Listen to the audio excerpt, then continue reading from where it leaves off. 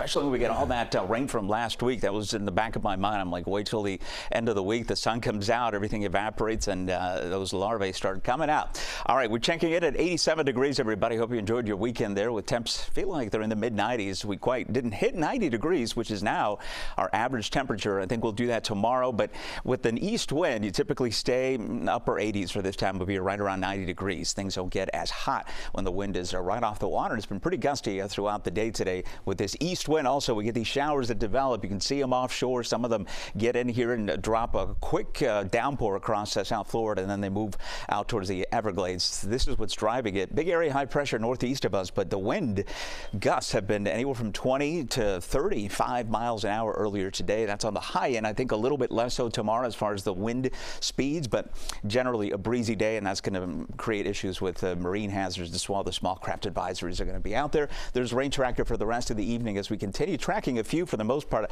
the models have been picking up on a northerly stream here of showers that would be impacting Palm Beach, but that could get close enough to our county line there. So across portions of the beaches, just keep that in mind. That's in the cards for us as we head through the remainder of this evening. Just some passing showers and breezy conditions Tuesday through Wednesday. As we head towards the end of the week, a little tropical moisture is going to try to get in here. I think that will enhance our rain chances, going up to about 50, perhaps up to 60%.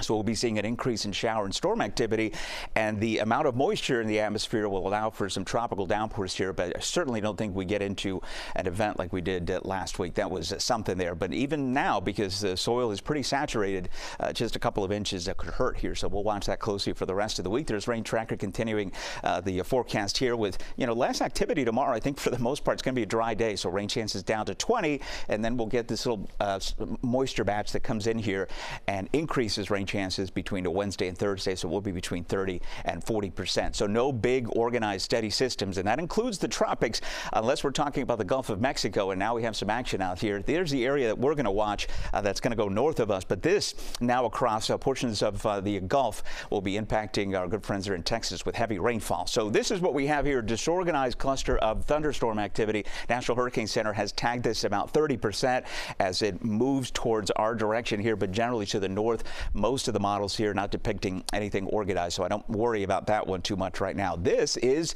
a tropical system that will become Alberto by the time we talk tomorrow, but it is going to curve to the right, and that is going to put Texas in its crosshairs here as far as heavy rainfall. This is not going to be a hurricane, but a 45-mile-an-hour tropical storm, which, as you know, can cause hazards well outside of the cone. This is one of the lessons we learn, right? So you focus on the cone for hurricanes because of the severe winds, but then as far as tropical storms, look how far that rain reaches, anywhere from 5 to as much as localized 7 inches possible there.